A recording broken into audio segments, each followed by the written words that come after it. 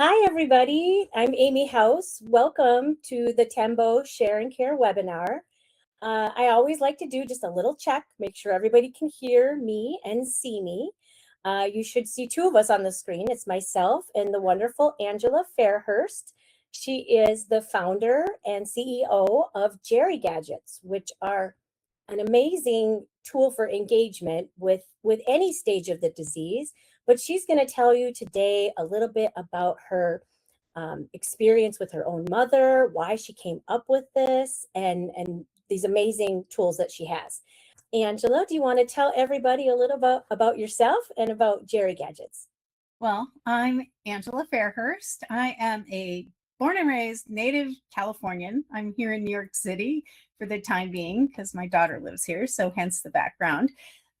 But I have been a career television producer in music variety television, tentpole specials, game shows, talk shows, all of that as an executive charge of production and a producer. Well, as an executive in charge of production, that means that I'm a problem solver. Cut to my mom getting dementia. She was misdiagnosed with Alzheimer's when she actually had Lewy body dementia. So it was a particularly difficult situation because she was given one antipsychotic after another, which gave her one bad side effect after another, which translated into 7 hospitalizations over a 4-year period before she actually was properly diagnosed. So it was kind of a lot of trauma, and I'm determined to see what can happen to get her settled because her behaviors were really erratic. Sometimes because of those, not because she was bad, but because the lack of communication skills and fear and all of these other things, which I think a lot of people experience, and they just chalk it up to bad behavior. Oh, they're just difficult. Put them in a corner or medicate them. Well, I was determined after her proper diagnosis with Lewy body dementia not to have that happen. And I just didn't know what to do. I'm at a loss. I would go and visit, come home, cry my eyes out because nobody likes to see their loved one diminished at all. So one day, my mom was home for half of her journey. Then it got too difficult. So she needed 36 hours of care in 24 hours. So she was put into this big facility, but that wasn't working because she was pretty much on her own. It was just, they were overwhelmed with too many people she's at a moderate stage at this point. So anyway, after that 7th hospitalization, we moved her to a really small facility. It was only 11 beds, and that was awesome for us. It worked really well for us because she had that attention that she needed in that way, or that care, but yet she was still kicking and biting.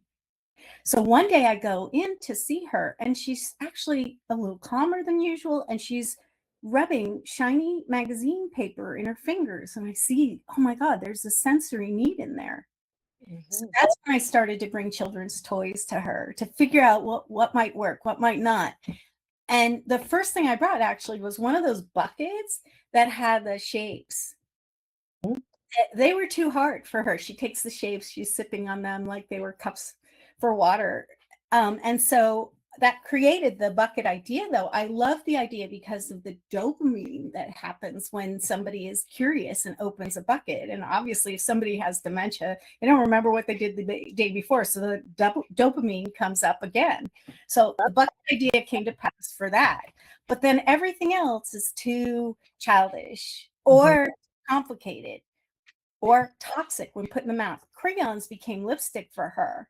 And those fidget items, because she had that clenched hand, one of her hands was clenched, and it was very Parkinson's like as Lewy body is, and also shaky. So I was determined to find a solution to that and also help her exercise her hands and arms. And so again, I'm finding nothing. There's tons of stuff for babies. There's nothing age appropriate. It's not washable. Fabric doesn't work. I mean, I cut fabric up and put it in here, and it's shredding and it's going all over the place. Just nothing worked. Well, I found the answer in my own kitchen, actually. At the time, silicone began to become a thing. And so I had a Silpat for baking, and I had a spatula and I found a pot holder that I could cut down to about this size. It has a serrated edge, so I don't recommend that people do that. But I brought it to her, and she's patting it on her leg like this, crunch like a taco. She loved the noise. The texture was something super cool. And then we threw it back and forth like a frisbee, and everything changed. She was happy. I mean, I was like, oh my God, I was so delighted. She's laughing and she's so engaged that I was then on a mission to make something happen here and create a whole line of products for people with cognitive decline and beyond, actually. And the sales guy is with me, next to me. He's since passed on, sadly, but he's going, oh my God, this really works. So we started to ideate every Saturday. So hence the first bucket is the fidget gadget bucket.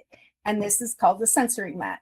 And I love to start giving ideas. Like I start when I'm in an activity session by throwing this like a frisbee back and forth, because, you know, somebody that might even be with their head down actually will catch it. And so now they're exercising their hands and arms, and they ended up throwing it back and forth to one another. So it can be a single activity, but it can be a group activity. And the other thing you can do with something like that is spin it. I'm not that good at it, but some people can. We know that poppers exist, but this shape is really special because it is that triangle's great for exercising the hands and arms. And we can pop it like we ordinarily do, all one way, turn it over, do it the other way. But if somebody is really not that far along, we can make a game out of it. We can go, you know, down and around. We can do every other row. We can do all sorts of things with this. So that it ends up being really fun. And this has been tossed back and forth as well, because nothing's going to hurt. And it's super high quality. Again, everything in the Geri-Gadgets line is dishwasher safe, mouse safe, non-toxic, and really quite easy to use. Okay. How many in that little triangle, how many spaces are there? How many lines of stuff are there? Oh, 6, 5, 4, 3, 2, 1. So add that up. I would just say like 6 areas, right? Six rows. And I think about people in earlier stages, you get a dice, you know, you get a die and throw dice. And then it's like, okay, we pop one in the first row. Oh, what row is this? Number 3. I mean, you got a game. I love that idea. See, now you guys, the audience can be totally creative, and I love it. I'm open to anybody coming up with ideas like that, because that's brilliant. I love that. You could do it with the dice game. People come up with things all the time. I will tell you, like with the tugger, this is the tugger. It's great. It can lay flat. It can go crunch all the way down. It's bouncy. They can bounce it. 1 or 2 people can engage with it too. You can play together. So that's good. And again, it's exercising the hands and arms, and people don't even realize it. But the other day I took the squishy egg, which is one of our other items. There are 5 in the fidget gadget bucket, and was passing it along through it. And I thought that was really creative. It was good. And, because like, oh yeah, it's very comforting to hold and exercise your hands. But what do you do with other people? You can roll it back and forth. You can bounce it like a ball. And again, it can go there. Here's the last object in the tugger. This is called a click chain in the fidget bucket, but I've had people throw it back and forth. And a gentleman the other day is like, oh, throw it to me. And he caught it like this. I thought that was brilliant. But this is made very sturdy so that if you pull on it, it's not going to come apart. It's made to have that sound. So what does it remind you of? Yeah, like, I don't know, like snapping, kind of the popping the little different kinds of packing materials and that kind of sounds. It's a great one. I've heard ice cubes in a glass, or leaves in the fall, stuff like that. So it's really kind of fun game to say, what does this remind you of? Mm-hmm. And of course, you can use the bucket too, any which way. It can be a container. But what I really didn't realize at the time is silicone is the closest material to human skin. So it automatically calms. Yeah. And then that connection. And so that makes it a great material to take in the shower or the tub, on an appointment, in travel anyway, be in a car. And it could just be the lid, but this is very soft and comforting for it. It just really is. So that it's ended up being something really special. Now the flower bucket, all this stuff is pretty much part of my life story because my uncle, my mom's older brother, was a florist. And we grew up in a flower shop. And I also think tulips are so symbolic because they rise with the sun. And I think that when somebody sees something happy and perky, and you'll notice, I mean, the colors are bright for the aging eye, but they're also not primary colors. It's deliberate so that we have red plates for eating. We don't really want a red, we don't want it to look childish. So it's quite easy to do an arrangement as what is expected, but you can do only leaves. You could do only flowers. And the beauty of this one is that these are so sturdy and strong that I say, okay, let's do something silly and different. Or somebody with dementia is going to do something different anyway, and they'll put them upside down. They might even stick them in their mouth. There's no wire inside of the leaves, and the vase is reinforced so that they can put it any which way, from the inside, from the outside, doesn't even matter. But this is kind of fun, and they can use the side of the bucket if they are somebody that can't do live flowers. I've seen it where we have live flowers with these, but if can't, they can just engage with these alone. And so there's a lot of ideas. Amy, you've got any clever idea? I love hearing. Just right away, I'm like, and I've seen many people put live flowers right away in their mouth, or thinking it's something to eat because it has a stem, or the roses have spikes on them. And I like that it's a big opening where you can put them in every direction, where sometimes just having a little vase or something might look really nice, but it's hard for somebody to see with depth perception where the hole in the vase is. It might be hard to connect where the flower and the vase is. So I really do love that it's just bright and colorful. And like you said, it's not primary colors like children's stuff, because little kid stuff is all like, just the primary colors, red, blue, and yellow. It's more the yellow, but it's so because you want to have yellow. It's springtime. It's true. And these are just honestly, I've seen the engagement of two of the buckets together, or all three, and building a village. But this can, that's something I've seen happen too. So it's quite fun, the idea that we can just do this. And I know everybody has a personal favorite, but I was a huge Tetris fan. And so the shapes bucket are Tetris inspired shapes. There are 10 pieces. There's no wrong answer in terms of fitting them together. It has the stars on one side and the smooth surface on the other. There's 2 of every color. And if somebody's further along, they're just going to lay them flat. It's fine. They can match the color. They can match the shape. They can do whatever they want. When they're more cognitive, like we are, I love playing with these. They can build a structure. How long can you make it? How tall can you make it? I've seen it. And then build a house or something like that. Again, there's no wrong answer with these, and they're considered failure free, but there's no right way either. So it's not even, I have samples of that, but they're so sturdy that they can even lean on one another. Let me see if I can do this while I'm holding it upright. I'll show you, but they are sturdy enough to lean. So, and balance. If I hold still, I can do this too. But it's funny because you can do whatever you want. You can play dominoes with them and all these sorts of things. So those are the Geri-Gadget buckets. I got patented because of the whole combination and the originality. And here I'm thinking, I'm just creating a solution for my mom, but they work so well. I felt the need to bring them to market and to share them with others. And it's working really nicely. And what it does run the gamut of all stages of dementia and cognitive decline. Everybody asks me, have you thought about the children? Have you thought about the children? Multi-generationally it works. ADHD, autism, neurodivergent. It works for people in rehab for Parkinson's and other sort of stuff like that. So it's really a wide range of people that it helps because the end game is the same. Calm, connection, engagement, a little bit of exercise that we throw in there. So it's all worked out really nicely. Absolutely. And, one of the first things that change when somebody's body starts to change, more than just the cognition, is your fine motor in your fingers and toes and in your mouth. And so your pieces are big enough for them to hold easily, but yet they're small enough where they can do different things with them. And when you were just using that tugger thing that you said, I just thought, oh, look at that strengthening of everybody's fingers and the coordination. Because you don't think about that sometimes if somebody's just not really using their hands except maybe to eat, or have a drink. Maybe they're really not somebody who's into things throughout the day. They're maybe more of a laid back person who enjoys TV.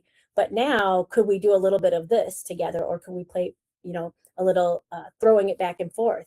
And I also noticed that all your pieces are just the right size so that nobody's going to swallow them, because that happens, that happens. And the part about the just having something that's non-toxic is really important. I was a director of memory care for 6 years, and that was always the challenge. It was like, oh, look at this really cool contraption that I found that might be fun for them to do, but is it going to be toxic if they put it in their mouth? Where's the paint? What country did it come from? I have no idea.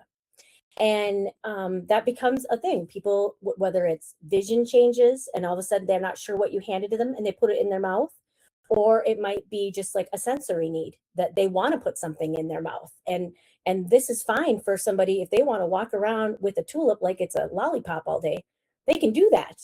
And it's because people need that. That's what they need. Yeah, feel soothed. 100%. If it soothes, great. And all of it is just, I love how you describe it. Of course, there are no small parts, and they won't break. They're going to last longer than we are, Amy. It's true. They just keep on going and going and going. I mean, I don't really have to describe too much other than that. We can even open it up for ideas and conversation as early as now, if you'd like. That's definitely fun. Absolutely. Feel free to put something in the chat box with any questions or ideas or what you've noticed with sensory. Some of the things I notice when somebody needs like sensory input is that they are, excuse me, rolling things, ripping papers.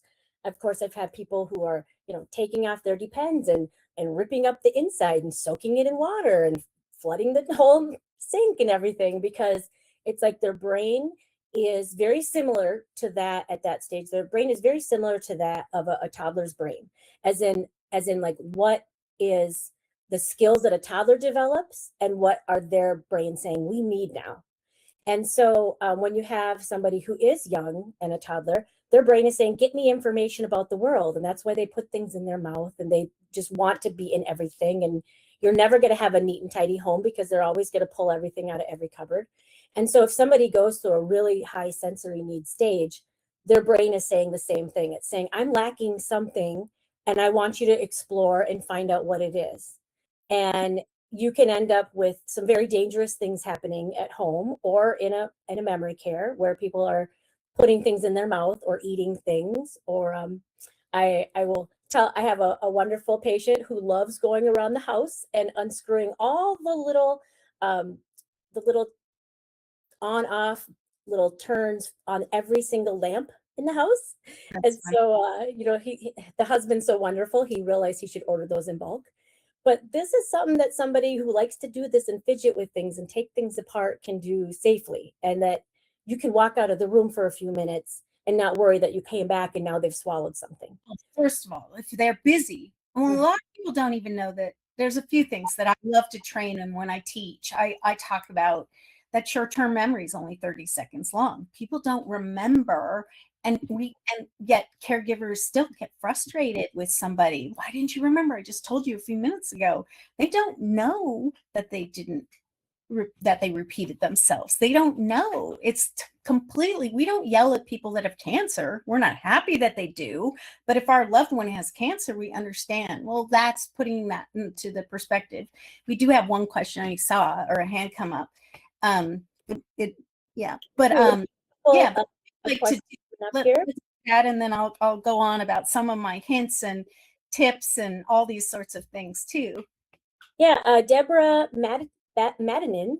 Deborah, you had just put a hand up here. I'm going to go ahead and unmute you. I think I can do that here and see if you have anything to add.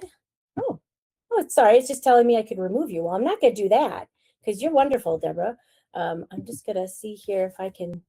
Can you write the question in the chat, perhaps? Yeah, maybe just write it in the chat button. But Or one of chat the things I want to express the beauty of is that if you start somebody, first of all, you don't want to ever leave it on the shelf. If somebody likes it today, they might not like it tomorrow, but they'll like it the next day. If somebody doesn't like, spends 15 minutes one morning, they might spend, my mom spent 3 hours playing with these things. So never give up, never stop trying, and different strokes for different folks on different days. But I've also found that this is great. Like if somebody needed something on their head for measurement for an EKG or anything like that, you can give them a bucket and then they'll stay busy. I say fidget equals focus to me. It's always worked in terms of all that. And so I love the chemicals, the love and hug chemicals come from this too. So if somebody spends 15 minutes engaging with their loved one, it's the serotonin and oxytocin. We already talked about the dopamine from the curiosity of opening the bucket, but those chemicals can remain with somebody for 2 days. Amazing. So we always say, well, that's not worth the trouble, or what? They're not going to remember me. And I hate to hear that. It's so sad to hear that.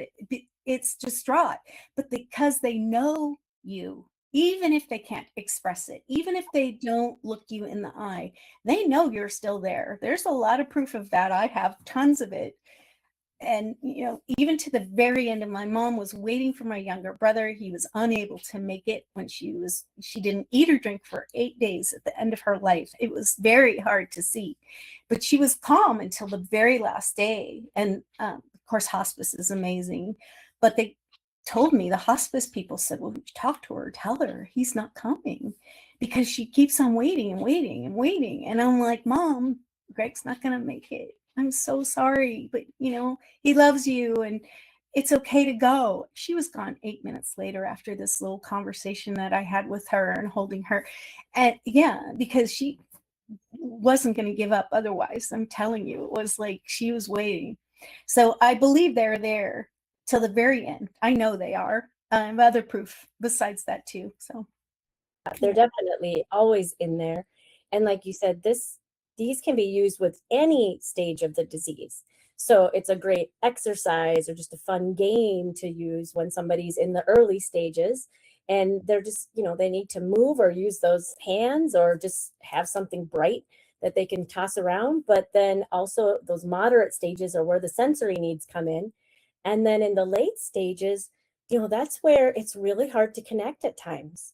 And so just putting something in their hands and you putting your hands with them and showing them how it feels and how it sounds, that is how you connect, because sometimes they have trouble with language and they can't really pick up everything that's happening, but they can feel things. And I love that you said it's like skin, because that is what we all need. And there's skin hunger, like that's the term for it. Oh, I didn't know that. Thank you. Yeah, it's like I don't know if I like that term, but it's a term, because one thing they talk about is just like, people who live alone, they have skin hunger.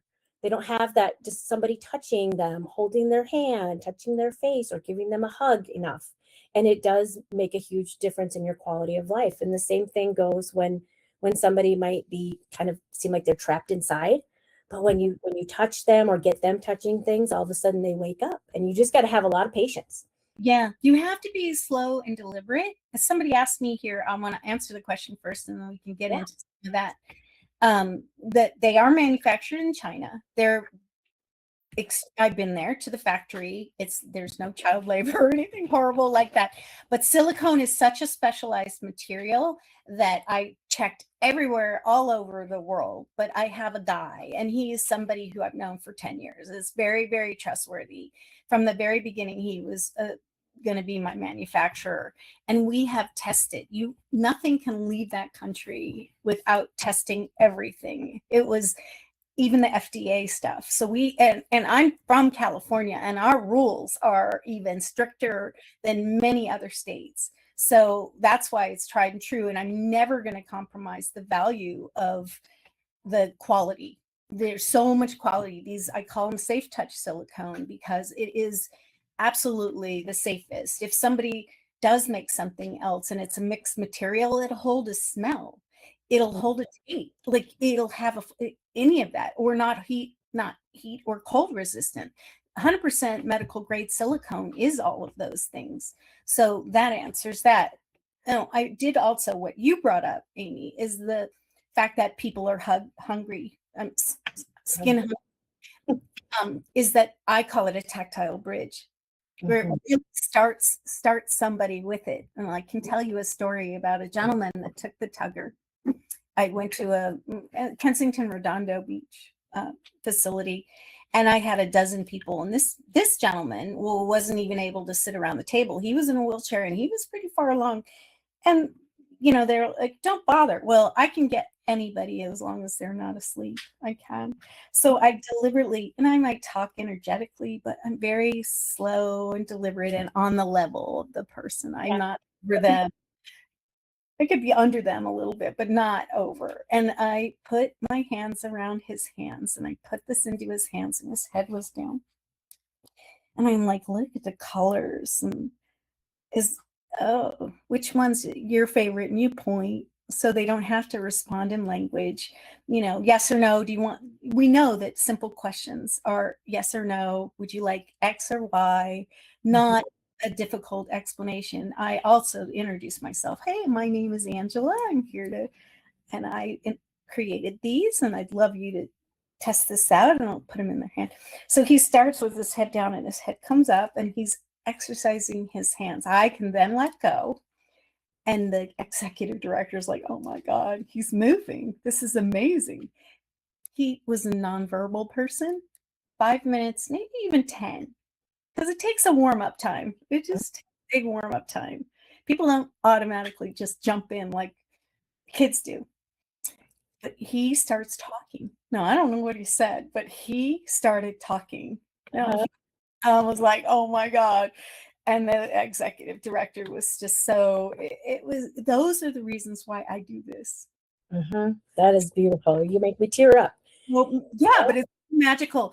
I was at Ivy Park, and I had 4 people that were nonverbal, and one of them head down, and you throw this, they catch it, and then their heads up, and now they're engaged, and they threw it all to one another. It's so exciting. And even I start sitting down, but some people want to get up and even do this standing up. Fantastic. They're getting more exercise. A little goes a long way. When you were talking about putting it in their mouth, that engagement is really important. That soothing is really important. And I love that the multi-generational aspect of it is that I cried too when I tell that story, that when a grandchild can engage with their grandparent, multi-generationally, they're helping one another and creating these beautiful, memorable moments. And they're so valuable, and they're never going to go away. Kids do not judge elders like we do at our age. We're like, they don't know any better. It's so beautiful seeing that happen. So that's pretty exciting too. I have a question for you. I'm wondering how any of this can be incorporated during care. Sometimes people struggle during a shower or when they're being changed, that kind of stuff, and their hands are sometimes in fists or they're grabbing things. So you talked about that once with me. I think that's great to share. Yeah, well, I mean, it does work beautifully in the shower or the tub, because washing somebody is very, very difficult at times. Brushing their teeth. We know all of these are complicated things that used to be simple, but they're not. But that's generally because of fear. So even taking the lid, could be any one of the items, or even the bucket, whatever, because the bucket is waterproof. Clearly, they can wash the bucket in the shower or the tub with it. But the sense of rubbing it is so calming that it makes it easier to get them clean. If they're distracted, we call it sublimation when they're children, but that's what we do. We take them when they ask it. I had a friend of mine who's got this fidget bucket with her mom, and she's like, "Oh, every time I go to see her, she thinks it's a birthday." And I go, and she's correcting her. I'm like, first of all, I say the acronym DARE: don't argue, react, or explain. What is the point? Do we need to be right? We don't. We just need to love them. So I say, well, tell her happy birthday. Every day is her birthday. That's Every wonderful. live is her birthday. And she's also saying, well, when my mom goes to, I take her out to lunch and she's touching all these things like she was a 2-year-old, picking up the salt and pepper and putting all these things in her mouth. And I'm like, don't forget to bring your bucket. Yep. You Yeah. know, Or in the car when you're driving. on a plane, wherever you may have on, on the way to a doctor appointment, it's so helpful. So there's all these things that you've thought of too, Amy, and I really appreciate that you get it. And I thank your audience too for sticking around for this. And we don't have any more questions. I mean, do we? One more question, just a comment and question here. Lisa said, I can't get my 98-year-old mother interested in doing anything because she can't do things as well as before and she really can't understand TV. She's in good health, but I can't get her interested in anything using her hands. She has vascular dementia. I've tried so many things aimed at people with dementia. Do you think that these would work with her? Because I've tried everything. I actually do. I really, really do, because my mom would not sit in front of the TV. She couldn't Zoom. She couldn't she was just not interested.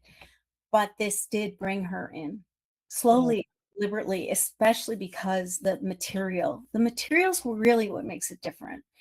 And so I do believe that my grandmother had vascular dementia, by the way. And that's a tough one, but I wish I had these then.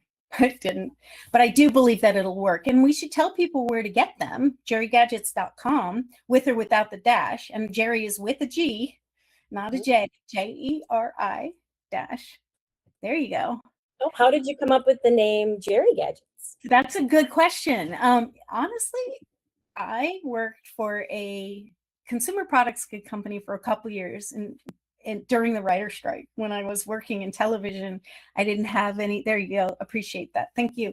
And anybody can reach me at angela@geri-gadgets.com. Ask me a question. If anybody of your audience wants, you can give them a discount code. Yes. What's your discount code? I think we were going to work on one specifically for Tembo. So for the Share and Care, we can do that. Otherwise, Think Dementia also has a Think 10 discount code. So you just put in THINK 10.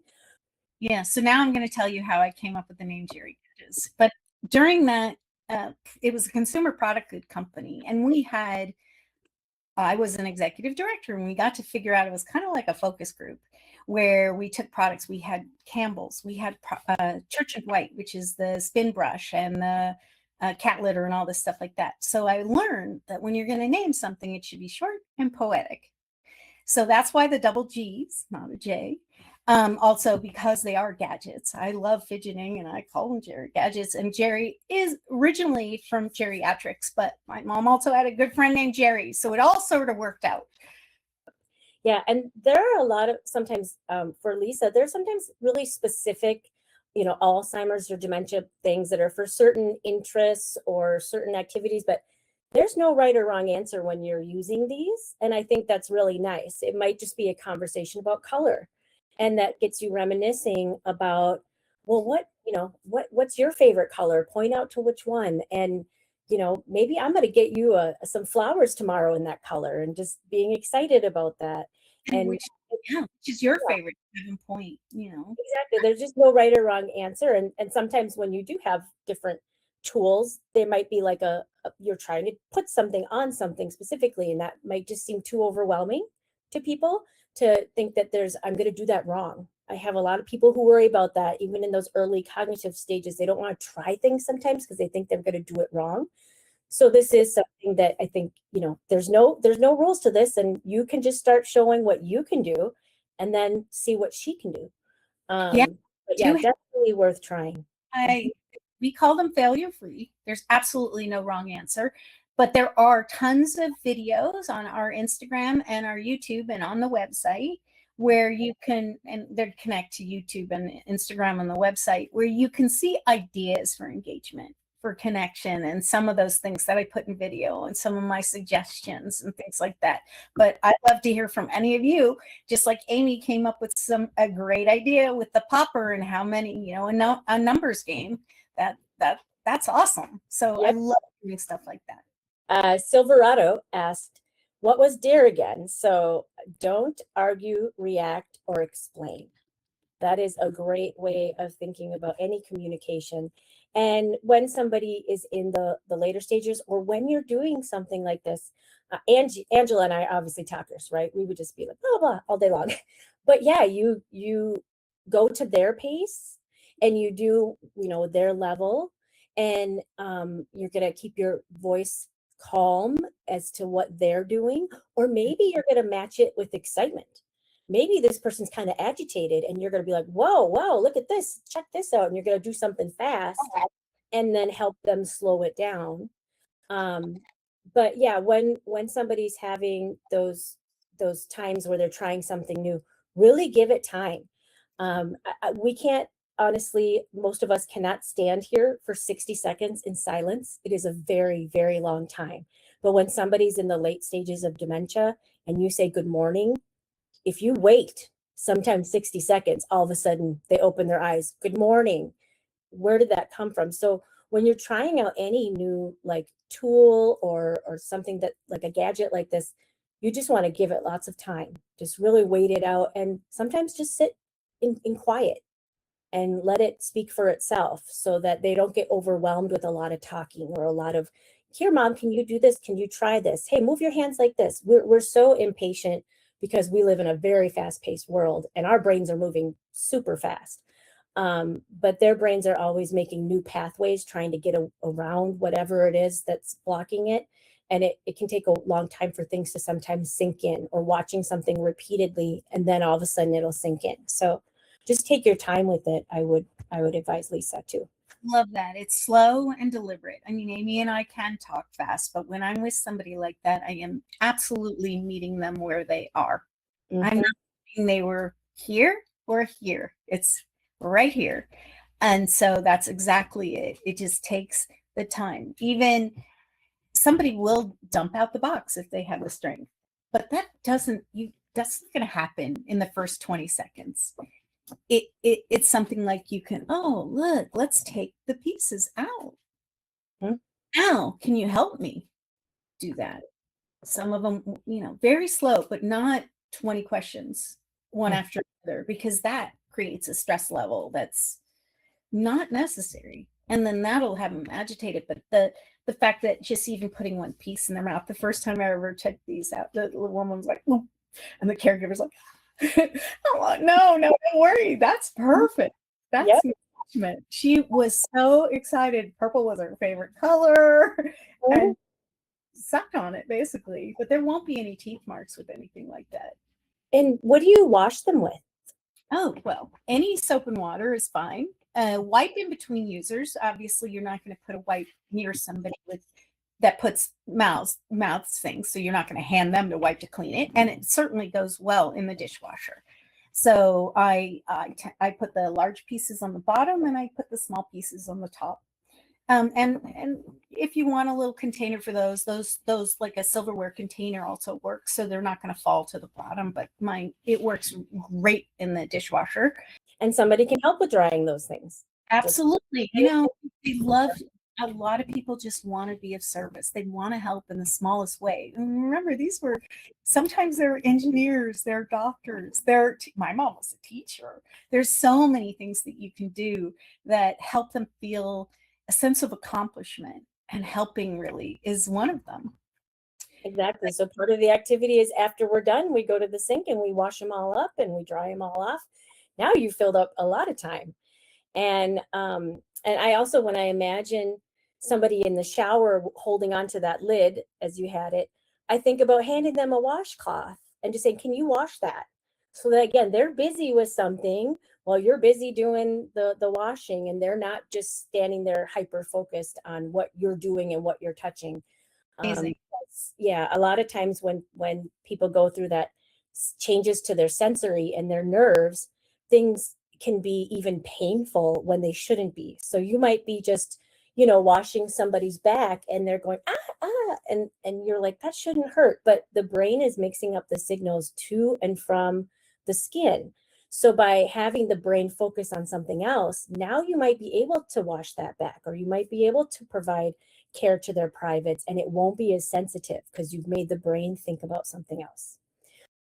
There's so many ways to use these, and every time, I mean, I've talked to Angela before, and I just get so excited about this, and I'm glad that we're going to have this recording to share with families to think about all the ways that it might help if you want to try out Geri-Gadgets. And yeah, thank you so much, Angela, for being here and for bringing this to the world, because I'm glad you're a problem solver and that you have been through the caregiving journey with your mom, and an especially challenging time for her, and found something that worked for her and thought, oh, I'm going to help everybody else.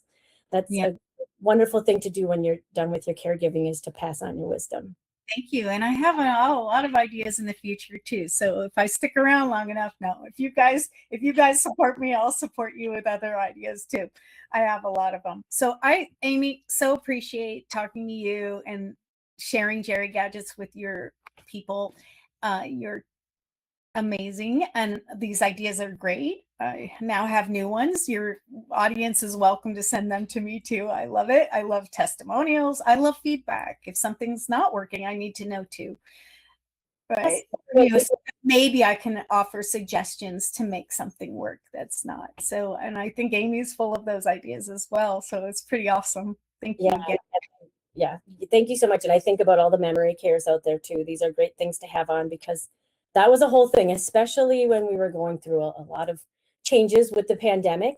How do we wash things to make sure that people can share them, and that we can use this with more than one person? That was a whole issue during that time of, well, I can't just have everybody touching the same thing today, but I want to, engage more than one person. So having that and being able to do that was really helpful, to know something is washable like this. Yeah, when I did the group session, I did sanitize in between touch, and then do the major wash after. So that works really well. So thank you for bringing that up. It's true, but more than ever during the pandemic, we saw how much isolation just breaks down people, and it doesn't matter what age. We all need humans in some way. So if this can help us, even 15 minutes of touch can last them a couple days with those love and hug chemicals, I'm all for it. Absolutely. And for anybody who doesn't know what Tembo does with the guide program, and I just want to remind everybody, I'm one of the care navigators here, and the guide program provides you with a care navigator to talk through these things with, and to explain challenges you might be having with engaging somebody, or they're sleeping a lot, or you can't seem to connect anymore and you're wondering if they're still in there, or maybe a challenge with showering. And I'm happy that we ended up meeting Angela, so that we can share this as ideas with caregivers when we're doing our guide program, and having our regular check-ins to help them with things. But thank you so much for being here. Caregivers love them because it does give them that respite. They know that if it's in front of their loved one, they're not going to get up and fall, and they're not even putting something in their mouth doesn't matter. So I think that's probably really helpful for caregivers to hear, that it's just so safe and works so well in those conditions too. So again, thank you for having me on and letting me share with your audience and your team and everything. So thanks. Yeah. Absolutely, everybody. And you can always get a hold of any of us at Tembo with care@tembo.health. I'll be sure to have that in the recording as well. But if you have questions about this, or I also put Angela's direct email in the Q&A. So that's there if you want to look at that real quick, and look at that, and her website. And a code that you can use for 10% off if you want to purchase these. But yeah, this has been great. And I hope that in addition to finding out about a great product, I think with Angela's experience and my experience, you also learned a little bit about dementia, and thinking about how this can be helpful. So all right, everybody, we'll see you next month. It's always going to be the first Thursday of the month at 12:30 Central, 1:30 Eastern time.